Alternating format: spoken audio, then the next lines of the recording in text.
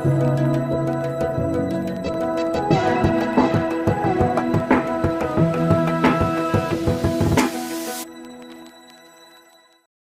there, and how are you doing? I hope you are well and that you and your family are staying strong together. Welcome to yet another episode of Transforming Families. My name is Faith Kaulu, and I'm excited to have you on board today. So let's stay through the end of this program, because this one is going to touch on what is happening to us and to our families, which is a very sad state. And so I hope this program changes the situation on the ground. With me today, our very amazing guest.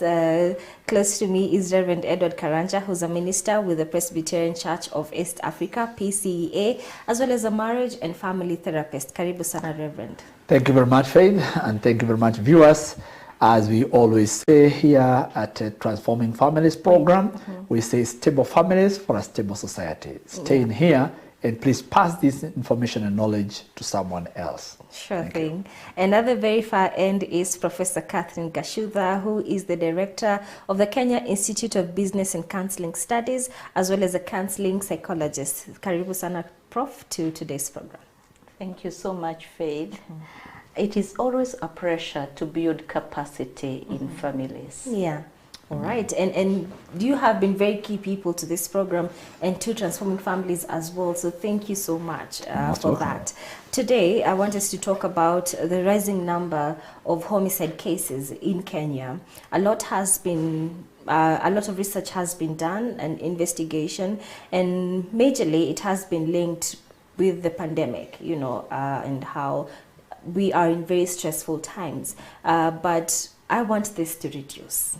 Speaking on behalf of Transforming Families, we would be happy when these numbers are reported less, when our research is done and said, numbers or cases of homicide in Kenya are reducing, that would be our joy, to see that families are stronger together. And so that is why we are having this discussion on today's episode on the rising number of killings that are happening. Of course, we have very funny scenarios where it's Mpangwa Kando who's been found, or a young girl has been found with an old man and the wife is now angry. And we do not want to victim shame, because either way, I believe it is wrong. Sit down with your partner, talk it out, sort it out, whether you decide to forgive each other or walk away. So let's begin the discussion, and I'd like to hear your opinion just on what is happening in Kenya currently. When you watch the news, there must be a story of someone who's been killed by a lover, either because they got a job. There was one who was killed because she got a job in the East and she wanted to leave. So the partner said, you can't leave and go, because you'll find someone better there. And in that case, that's just a case of either feeling threatened or lack of enough trust, which is sad. So I'd like us to start by hearing your opinion on what is happening, on why people who claim to love each other then are killing each other. Yeah. Thanks a lot, Faith. And thank you for this very practical lesson that we are having this day on the homicide and the killings that are happening around, even including suicides that are also happening on a very large scale. Yeah. One of the things you realize is that when you have homicide taking place the way we are having it, people killing their spouses, the children, one has killed the wife and the children, one has killed the children, because we have really read a lot of that story, those stories in the news. One of the pointers is the stress. The stress levels have not been managed, it goes to depression. Because by the time the one gets to kill, they're already sick. That's why they can get a machete and kill. Even if it is anger, by the time anger goes to the level of killing, you are sick. You are not in your right senses. Okay. By the time you get a rope or you drink medicine to kill yourself, then you're also sick. And that's sometimes, and all the time I disagree when we say when somebody has committed suicide, the church should treat them as an outcast or whatever. I always say when one commits suicide, treat them like someone who has died out of malaria or COVID or anything else, because it is sickness. By the way, it is worse. When one dies of suicide, that sickness even flows to the family, because the family wonders, what is it that we did not do that this person did this? Yes. So that situation is even hard hitting to the family than the one who died of a road accident or something else. So it's one, these homicides are showing the stress levels. Either people are not able to manage themselves economically. That's why the lady requires a mpango wa kando. It's also good to know there are men who died in the homes, have died in the homes of mpango wa kando. Yeah. Either they were given an overdose because they would use the blue pills and probably had an overdose. Yeah. So it shows how the society is in general. Are we having an unhappy society whereby everybody's trying to get happiness from somewhere else? So the cause of these issues is the levels of the stress not managed, going through depression levels, the depression levels even almost now getting to sickness, and one commits suicide or they kill the other person in their life. Thank you. Wow, first of all, let me say that I like what you've put forth, that, you know, when someone has committed suicide, let's not treat them as an outcast, which has been for so long, because this person is sick, you know. So let's them bury them or send them off in an honorable way. And thank you so much for that. I'm glad, because I support that so much, and it saddens me to see people who've committed suicide. No one wants to go to the burial. No one wants to talk about it. No one wants to mention it, really, because they believe it brings bad luck. But this person was sick, either too stressed to handle it. They didn't have anyone to talk to. They felt like they had hit the wall. So thank you for that, Rev. You're welcome. Yeah. Prof, let's talk about this. Rev has told us, you know, stress, depression, people end up killing each other. But my question will be, really, has it become that easy to end a life? Yeah, even when Levered was talking, I remembered that in our penal code, committing suicide is a crime. Yeah. I don't know how you... so how do you punish how you punish a person who has died? Yeah. And therefore, you can see that even from government, even from our legislations, we have not been able to decode this very well. And so just getting into it and weighing in, when someone decides, I am going to kill you, especially in intimate relationships, and this can be caused because of jealousy, because of revenge, because of depression, because of stress, as Levered has said, because of mental health challenges. Yeah. And Levered has asked a question that we need to respond to: the happiness of the Kenyans and the reason as to why we are doing that. And I remember in 2018, the president identified some people to form a panel that was to go throughout all the counties within the country so that they can pick information about mental health status of the Kenyans. And the recommendations that were done, it was headed by Dr. Frank Jenga. One of the recommendations that was done by the panel of the experts was, we need to have a commission for wellness and mental health that is going to be checking out the happiness of the Kenyans. Okay.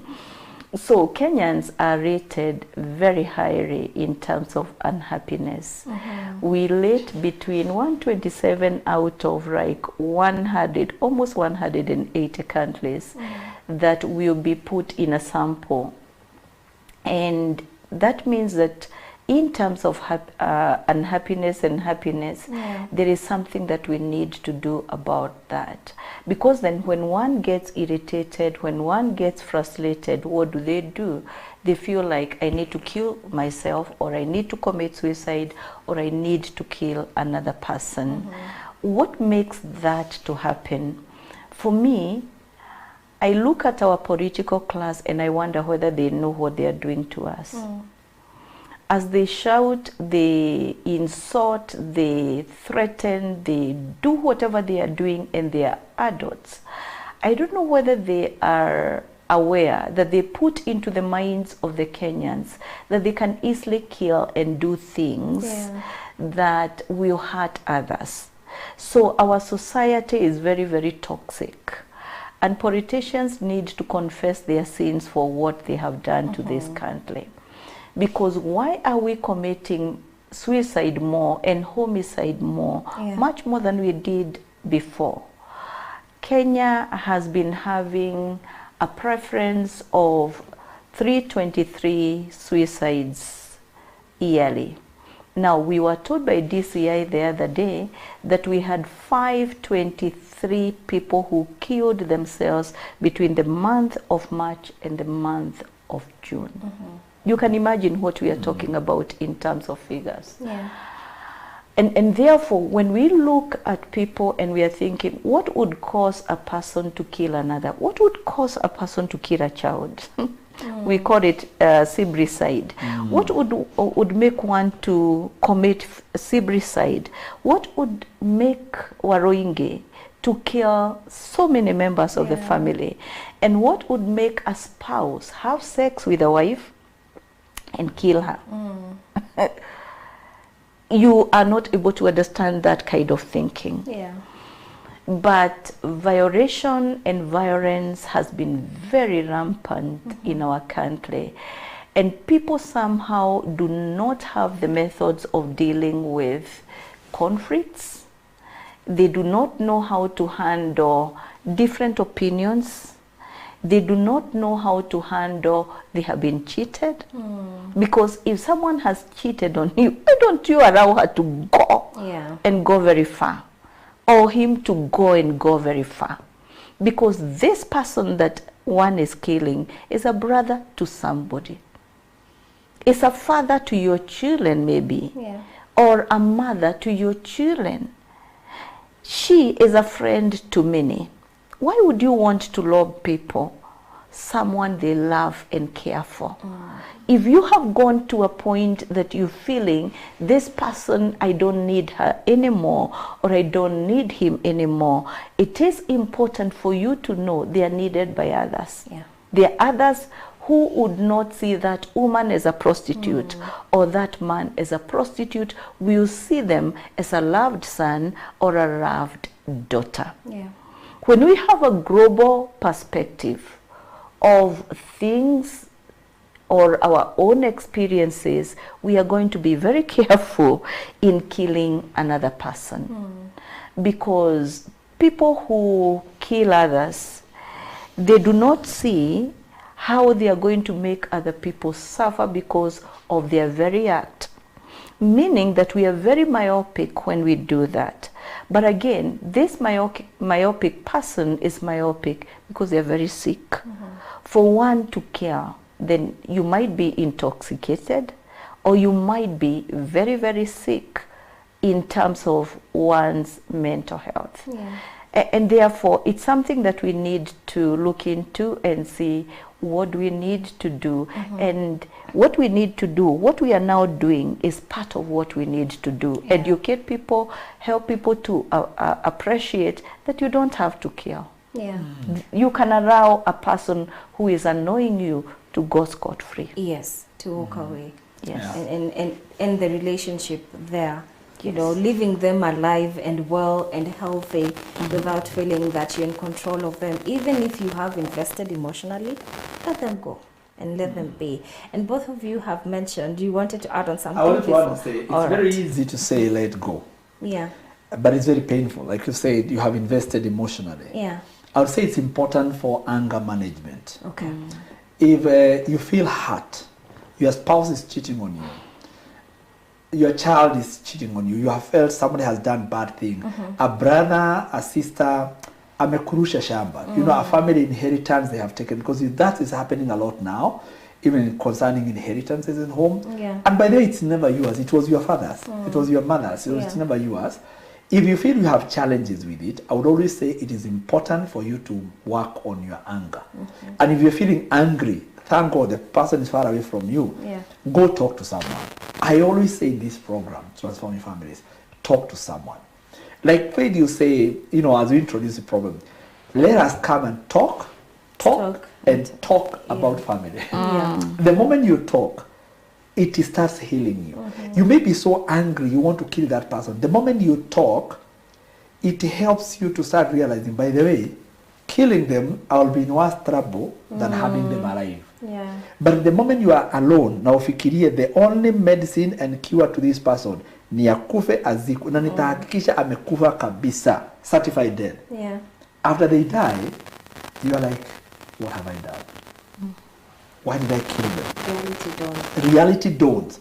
By the time the reality is dawning, it is too much. Yeah. It's like the family that happened the other day in TV, whereby a gentleman killed the wife. After killing the wife, the mob accosted him, stoned him to death. The baby was in the car. A 4-month-old baby was in the car. It was all over in the news. The baby was in the car. Now, even the crowd that has killed the gentleman now wondering, by the way, I think it's better one parent would have remained to take care of the baby. Even if the man was left to live, he would have sat back and looked at the baby and wondered, why have I robbed this baby of my mother?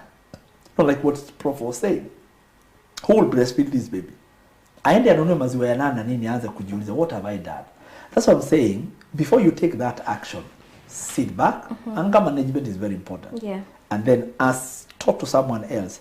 They will help you to see things better and in a more rational way. That's what I wanted to add. It's okay, and thank you for bringing that up. Prof, I don't know whether I'm correct, but I feel like a lot of this, yes, is contributed by anger issues, as well as the feeling of, you know, I own this person. You are now mine. No one else will have you, and we can't break up, you know, so I own you. And if we're not together, then one of us has to be dead.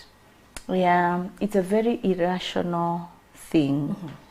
When we are thinking I own a person, because you can never own a person.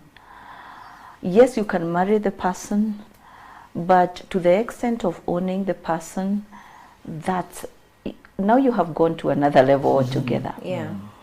And this kind of a person that you have described is a person we can say has compulsive, obsessive personality disorder. Okay. You know, you are obsessing as if the person belongs to you, and you are compulsive, you do things without thinking. And that is why where we have a homicide in an intimate partner, then we have a suicide. Because the person is killing and then realizes, wow, what have I done? Yeah. And so kills oneself. Or this person may be a psychopath. You know, a person who would want to see others going through pain and hurt. Yeah. And therefore this person is not okay. And this person is brought up within a community. And I was thinking that what happened in Rwanda is what needs to happen here.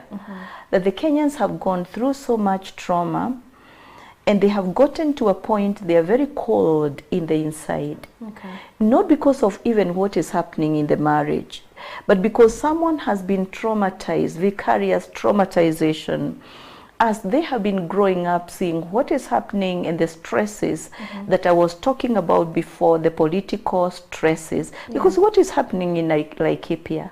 What has been happening when we talk about the post-erection violence and crashes that have been there? So what happens to an individual is that you start growing cold. Okay. You're not able to feel your emotions, and you're not able to express your emotions. That kind of a person who is dead, when it comes to the emotions, when they kill, they don't feel. Wow. Because they stopped feeling a long time ago. Yeah. So we need community healing like Rwanda. That we are going to have community healing in churches, healing within communities and neighborhoods, where people are allowed to talk. Yeah. And we are talking with an agenda of there are certain things that we do as Kenyans that have to come to an end. Because we have become inhuman to each other. Yeah. Because just like Leverett said, who is going to succor this child who has been left without a mother? Because mom has been killed by a father who should be thinking about this child and the survival of this child, and who will be the caregiver to this child. So you can see the level of inhumanness or inhumanity that we have gotten to. Yeah. And it is so sad to see it, because then this is what is leading to an increase in such cases. And I like that you've said what we need is a community healing, meaning this is not only a me problem, it is the whole community that needs healing, so that we are able to also transform our families, make us better and make us whole. And with that said, let's take a very short break, but do not go too far, because this discussion is just getting started. So keep it right here.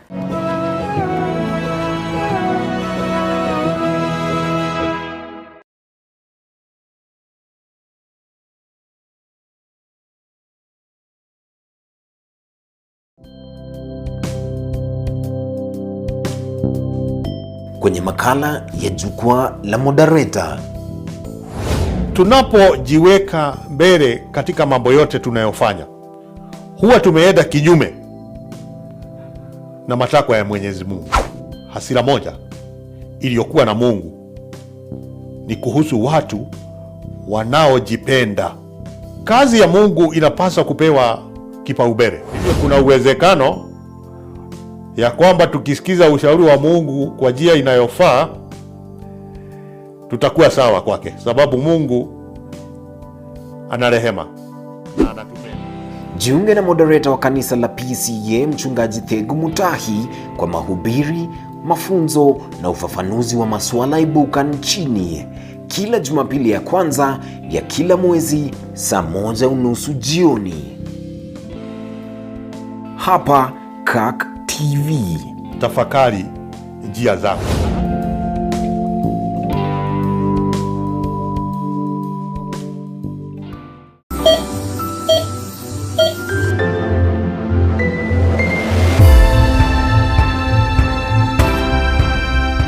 Without health, life is not life. As human beings, we need complete mental, physical, and social well-being, not just the absence of disease.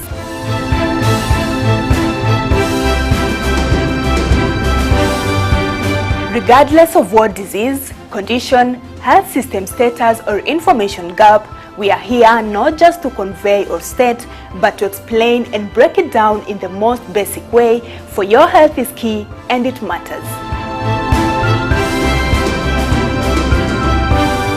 Every Monday from 7:30 p.m., I will help you find out how to look after your health, live healthier for longer, and be in total control of your health.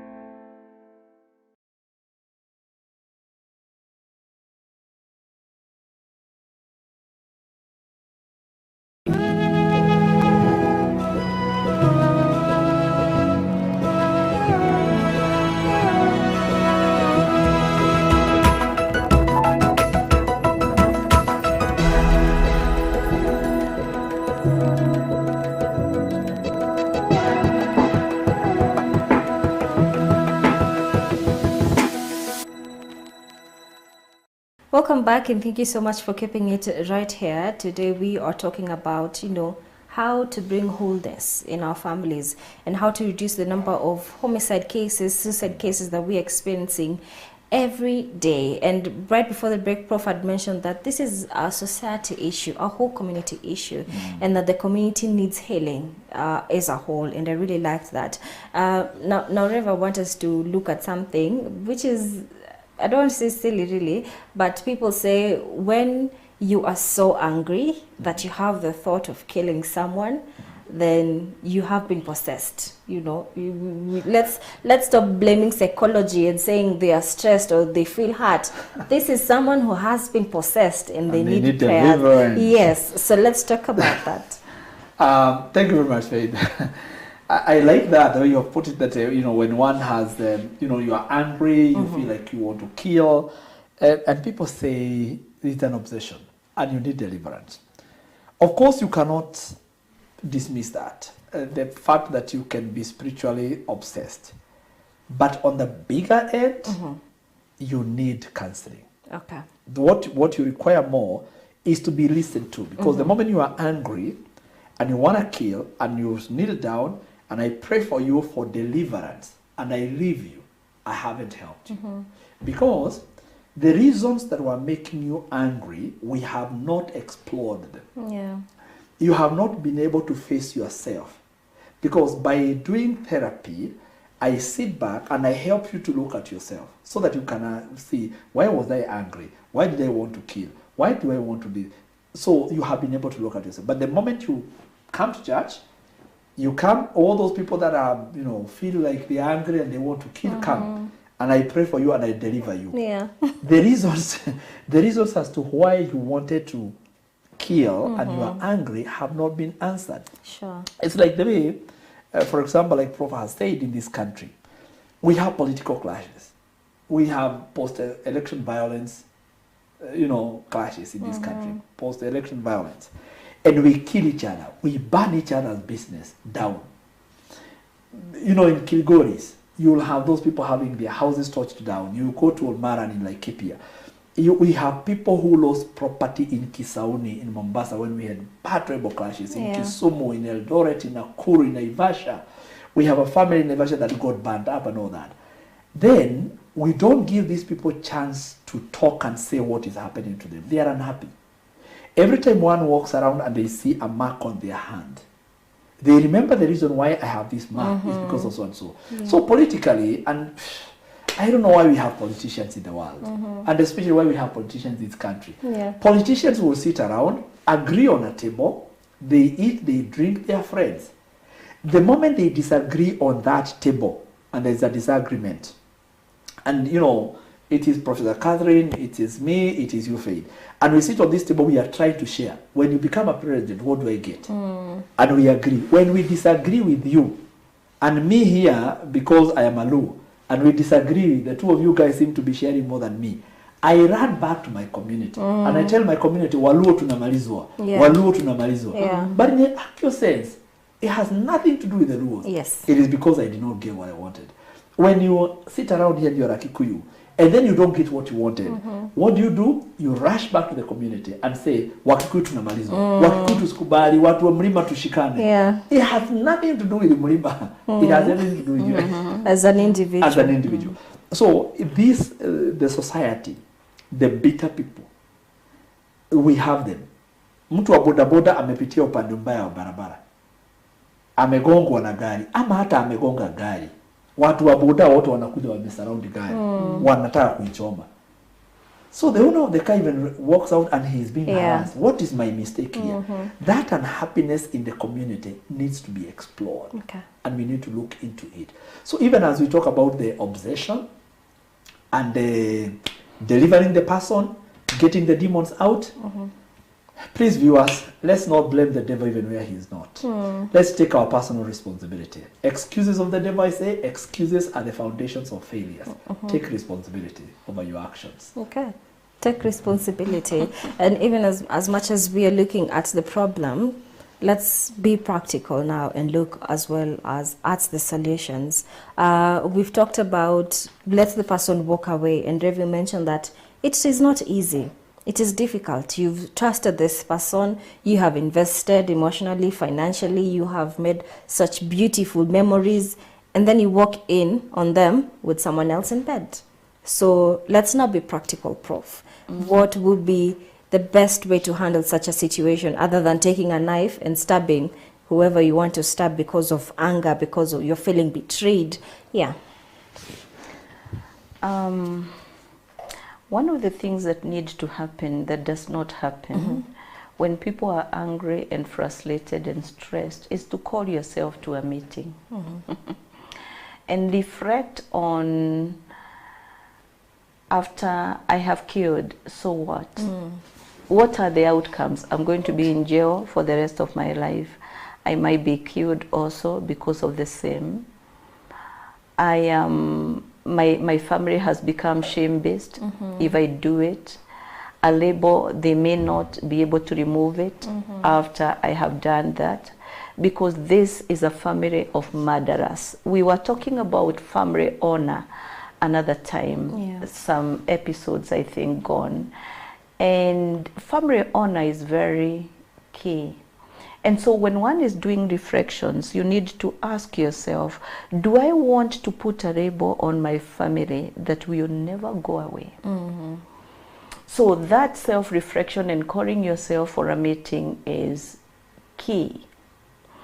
The other thing that one needs to do is to get a person to talk to. Okay.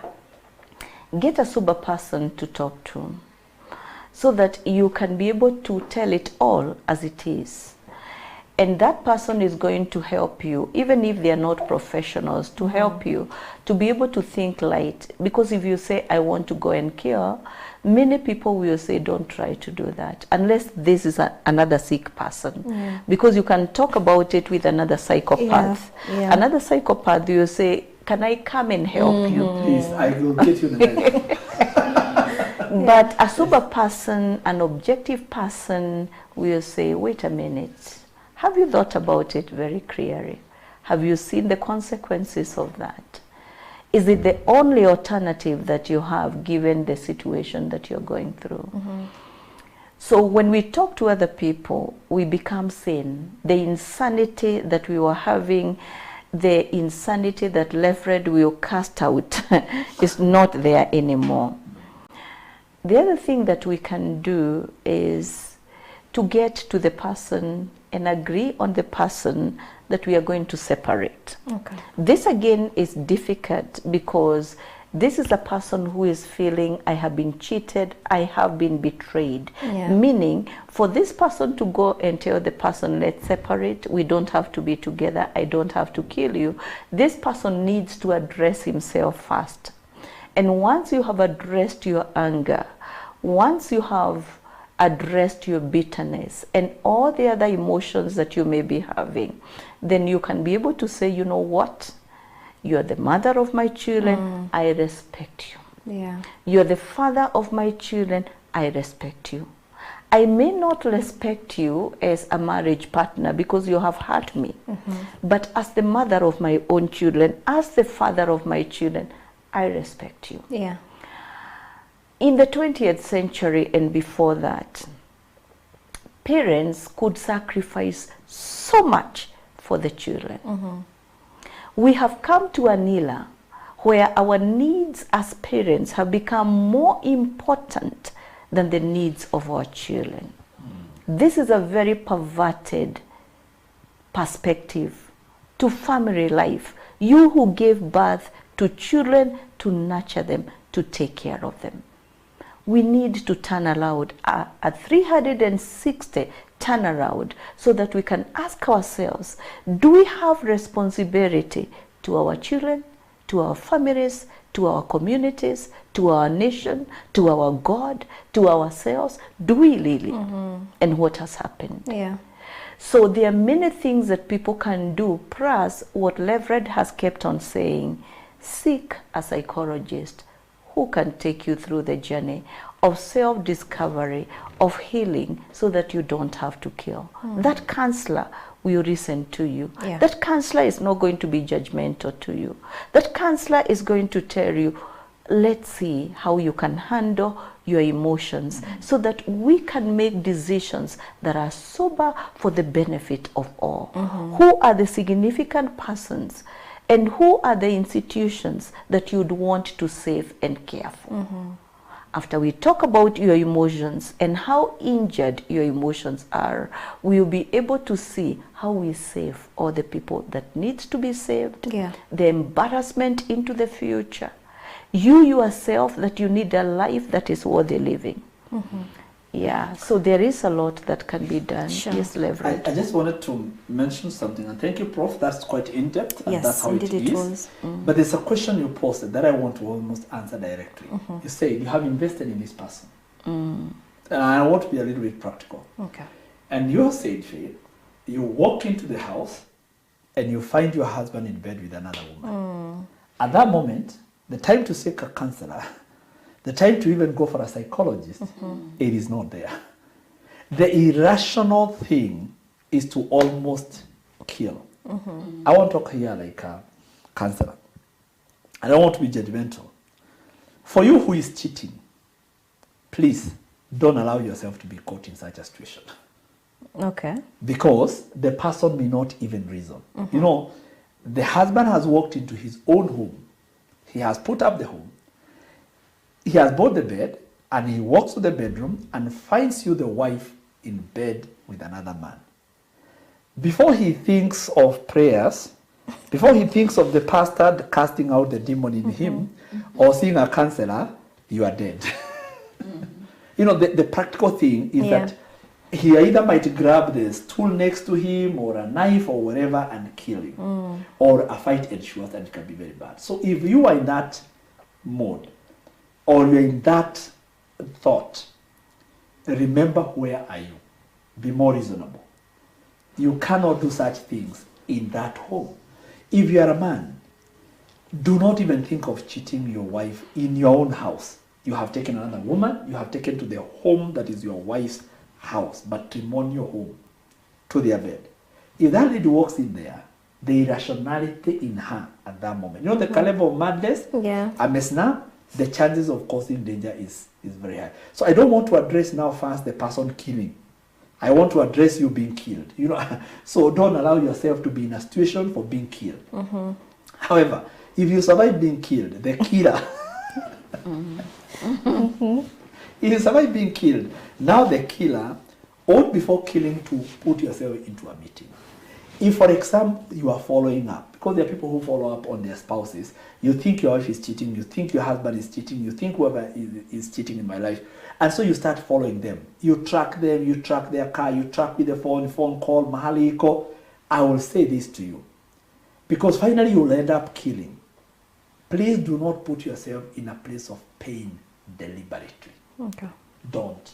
You see that, putting yourself in a place of pain deliberately, because you start following this person, making yourself a CID.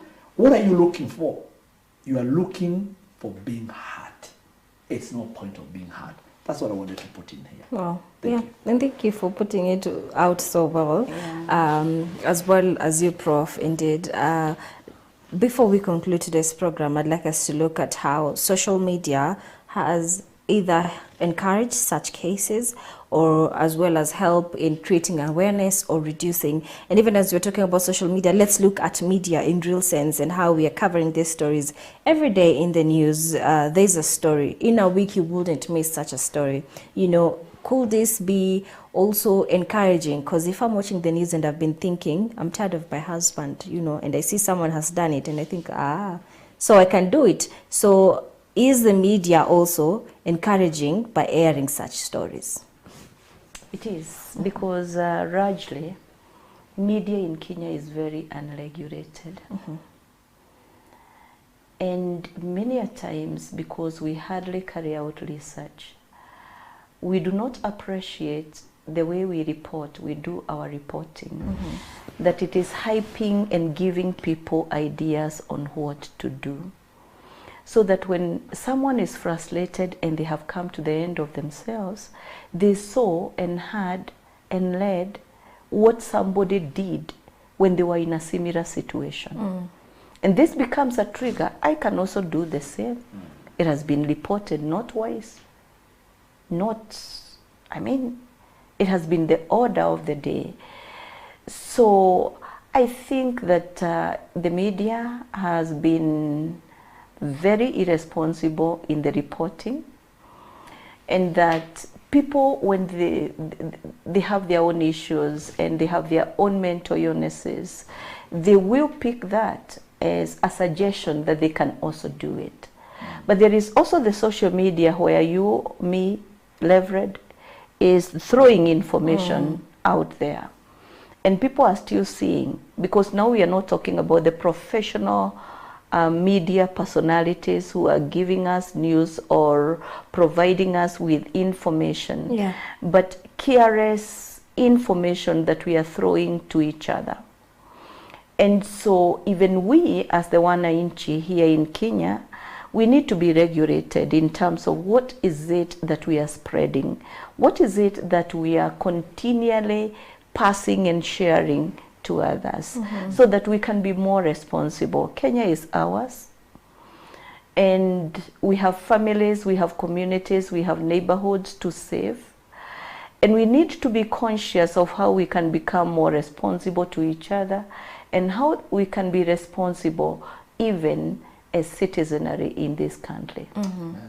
Okay. I would want to add up, and I agree, that media today in this country is responsible, but not as responsible as it ought to be. Information is power. The moment you throw in information there, you no longer have control over that information. Whoever gets the information may use the information for the good of the society or for the bad of the society. For example, the moment the students in one school, as they prepare for the exams, they torch the dormitory.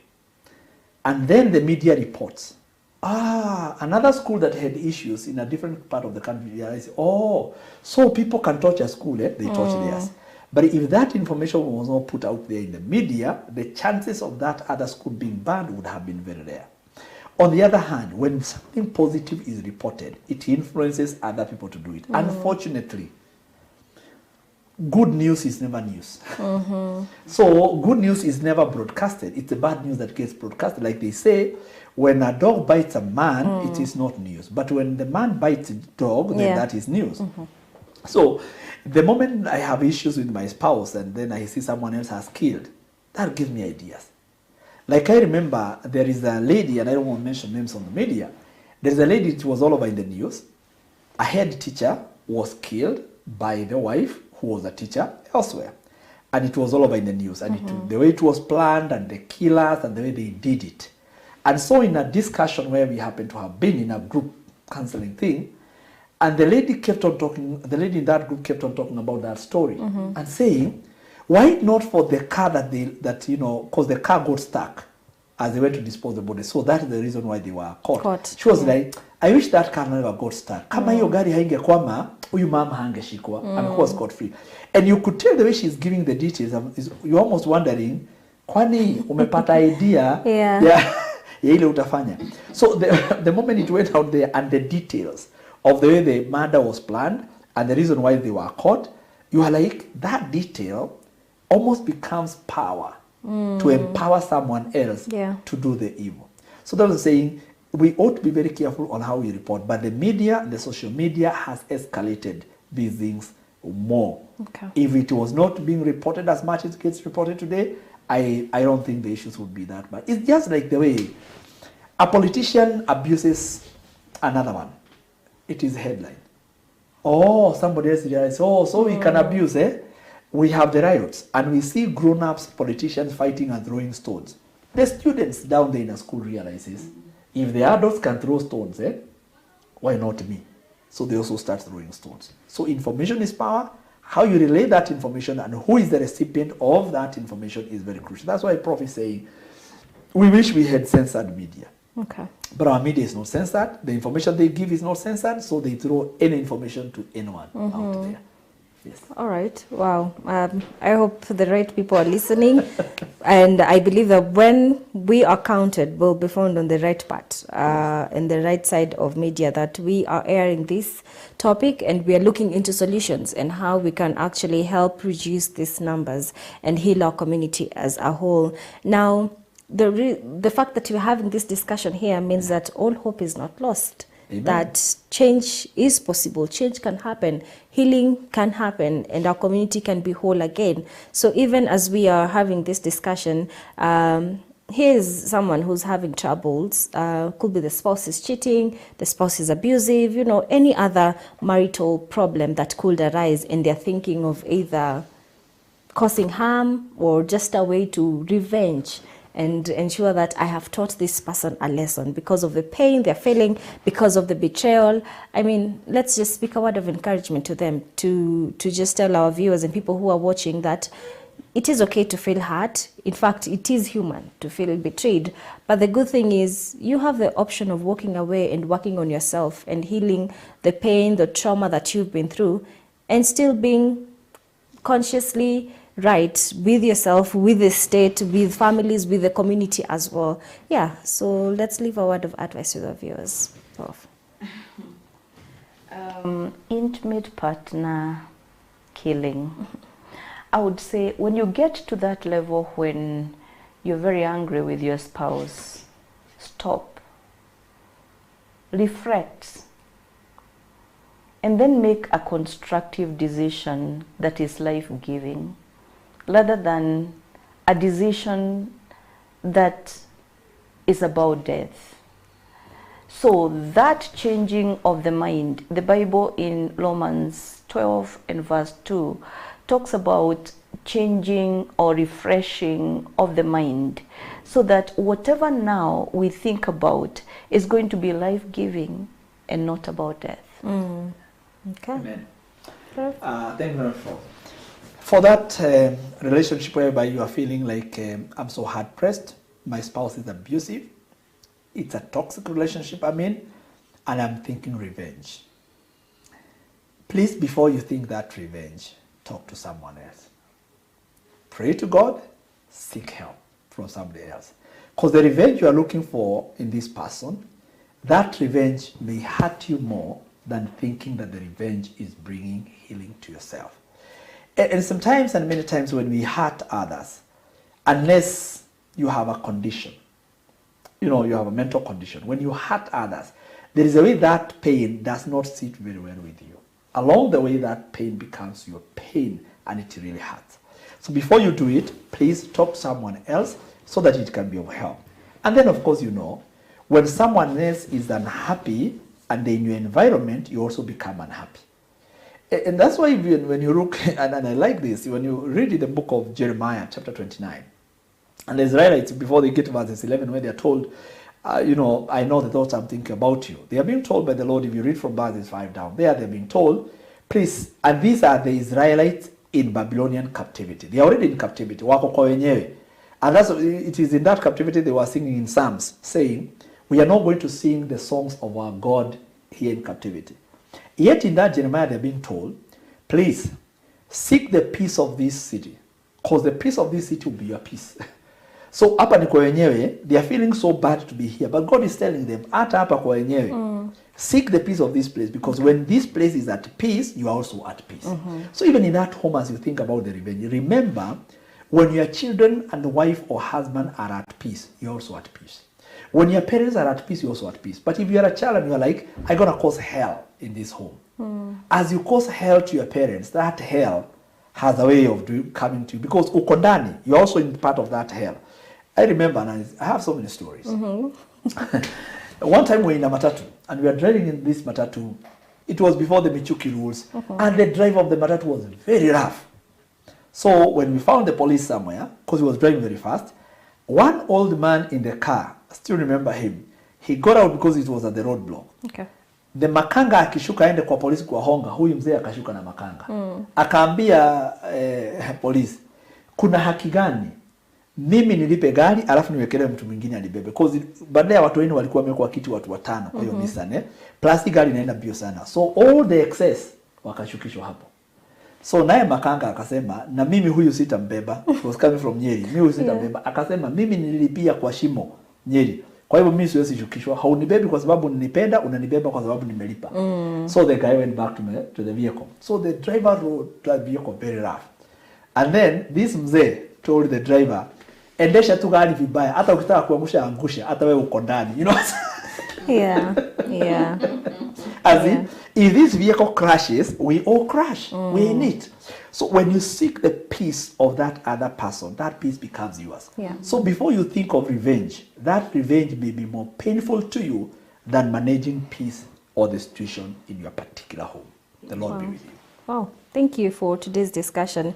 I think for me, I'll just summarize it with what both of you have said. Stop, reflect, seek help, and pray. So talk to someone. It is very important to seek help, because they always say a problem shared is a problem half solved.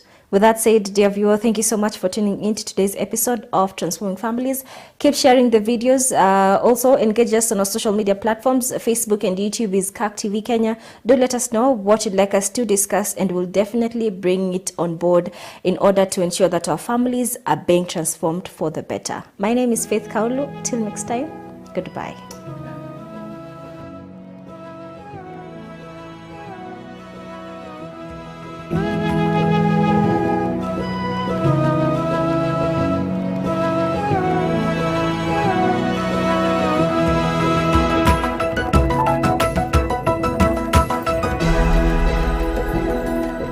you.